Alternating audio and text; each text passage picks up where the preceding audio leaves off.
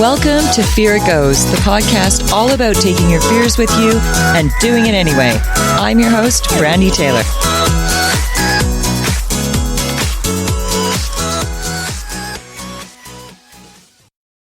Beautiful souls, and welcome back to Fear It Goes. We are in the midst of our sex series, and I hope you are enjoying this as much as I am, because honestly, this has been so fun to bring to you. This series is meant to expand your thoughts and your ideas and push you outside of your boundaries on one of our most powerful energies we move through our body, which is our sexual energy. We have incredible energy sources in our body, and sexuality is one of them. And it's also one of the most beautiful ways that we communicate with our partners. So I want you to feel free in the way that you communicate instead of trapped and buried under the influences of others, whether that be societal, cultural, parental, peers, religion, whichever influences come in and made decisions for you. Our belief systems are heavily tied to the influences we have around us until we choose what we want. And I think when it comes to sex, you should choose what you want. This is your life, and you get to enjoy it or not. So that's one of the reasons why this series is here, and one of the reasons why we're talking so openly and candidly about the things that we like and the things that we don't, and where we base our decisions to begin with. So strap on, because today we are talking consent, and what does that really mean? Welcome to the sex series on Fear It Goes. Have some fun, expand your horizons, and test your boundaries, because this is what living is all about. So let's explore what it means to have exuberant consent. So what exactly is consent? Well, we're taught in school consent means yes, right? So we ask for something and someone says yes, that means consent. The issue with consent is that we haven't been taught what exuberant consent means or what excited absolute consent means. Because we are taught often that if I ask again and again and again until someone says yes, then that's still consent. We believe that if we keep going, that's consent. If I just wear them down, that's consent. But really, that's not consent. Two consenting adults should be excited, especially when it comes to sex, because sex is supposed to be fun. And this is a tough one, because when you're growing up and hormones are everywhere, emotions are everywhere, and you don't really understand these things yet. We're still developing, and our frontal lobes are still developing. And guess what? Your frontal lobe is your logic center. So without that, sometimes we make really stupid, rash decisions without the thought process behind it. As a teenager, it's not that abnormal for a teenager to keep pushing so that they get what they want. The thing is, this creates no win-win. This actually creates a loss-loss, because both parties are losing. Even though one feels like they're winning, now the perception of what real, healthy sex lives are supposed to be is lost in that moment. Because if I just keep trying, if I just keep pushing, then my partner will say yes. This behavior can be so great in so many aspects of life, just not in this arena. When we push with our partner like this, it becomes extremely destructive.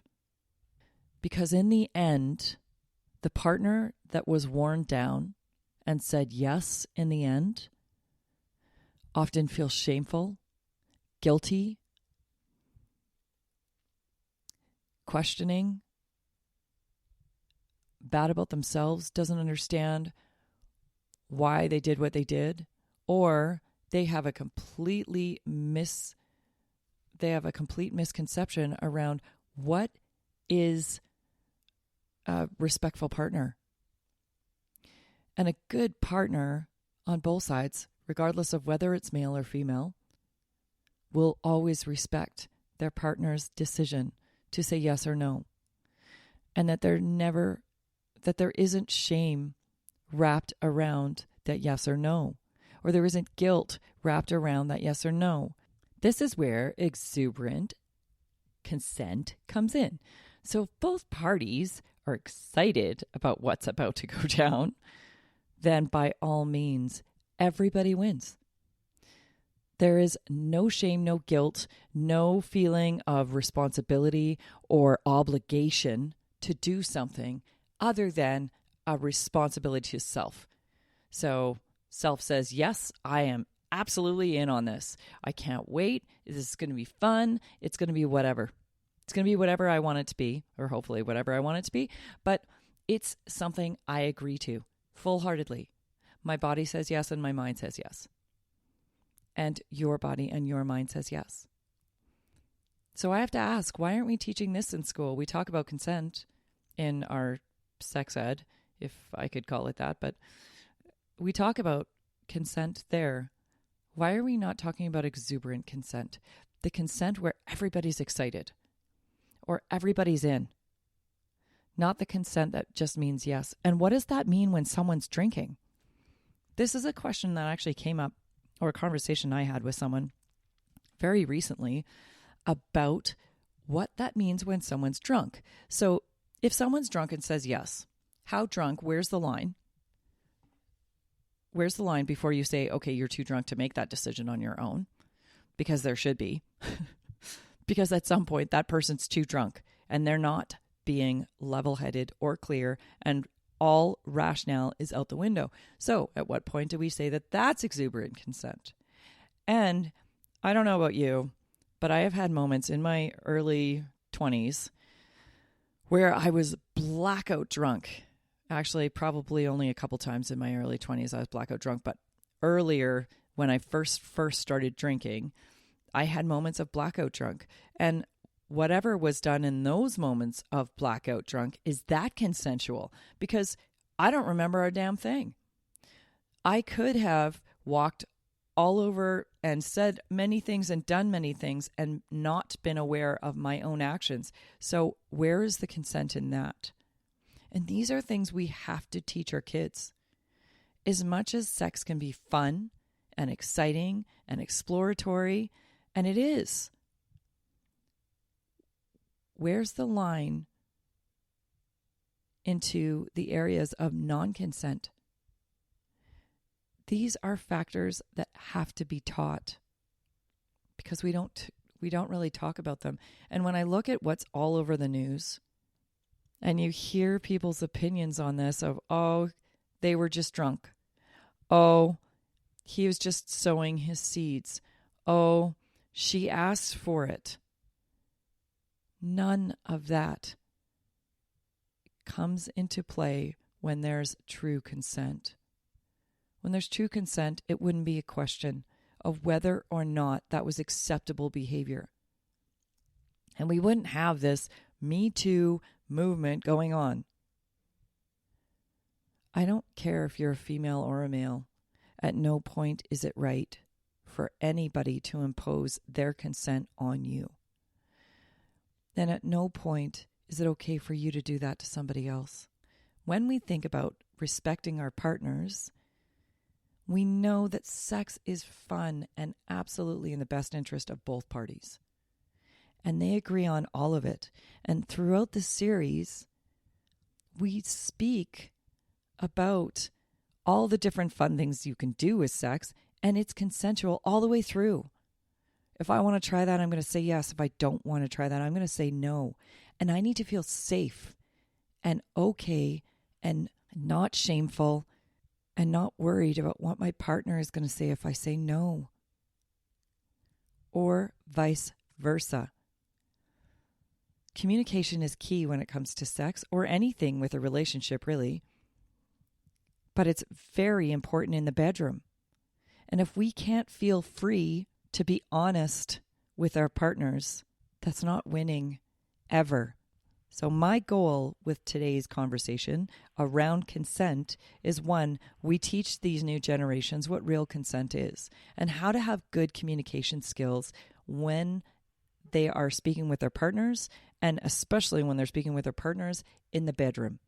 And secondly, that we do this too. This is one of the most beautiful ways that we get to explore, have fun, really discover ourselves. And it should be exciting. And it should be passionate. And it should be truly connected with whoever we're with. Consent needs to be given at all times. And if at some point in the bedroom, one partner wants to try something and the other doesn't, what do we do then? We communicate, determining what steps happen next. At each layer we expose ourselves to in the bedroom. Because honestly, that's part of the fun too, is being able to really try things that push us outside our boundaries and test new things. And I want to always consider whether or not this has been my choice. This is another thing about consent. So do I make these choices for myself, or have I been influenced by my choices? And we talk a lot about this in this series, is about the influences that dictate what our choices are. So am I consensual or not consensual because, hey, I'd like to try that, but oh my God, I should be so ashamed of that because society says that's not okay? Or is it because I am truly saying, no, I don't want that because really, I just don't want that? How much do we push ourselves outside our boundaries? This is another thing I have to question, and I know it's not really talking about consent, but it sort of is. It's consent to self. So when I am exploring or testing, or you are exploring or testing, are you drawing from what you really want to try, or what you really want to do, or what feels good, or what doesn't feel good? Are you drawing those experiences through you, or through something that you've been taught is good or not? Good and bad is a lens. We see things in life as good or bad through lenses, not through the experience. The experience has nothing. It has no good or bad. We determine whether it's good or bad. So is it good or bad for you because you chose it, or is it good or bad for you because society chose it, your parents chose it, your religion chose it, your faith chose it, or your friend said, hey, that's totally wrong, or that's so dirty, or who determines slut? That term just makes me laugh. Honestly, who determines a slut? Again, that's a societal view, or it was an external view. Someone who explores their sexuality and explores themselves doesn't make them a slut. And I find it really funny that it's gender specific. Why is a woman a slut but a guy's a hero? I think this is evolving.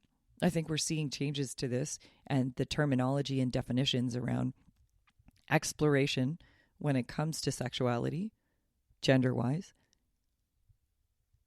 How open are we to being ourselves? Sex is just one of the ways we do it. We are here to be us. We are here to honor us and honor those around us too. Have respect, be able to communicate. Communication provides trust within any relationship. And it provides a lot of trust within an intimate relationship. Have good communication skills.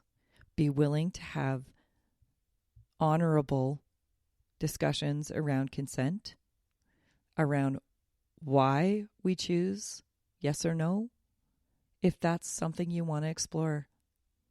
Ask yourself the harder questions. If you want to do something, do it. If you don't, don't. And never feel afraid, ashamed, or guilty of those choices. Such a somber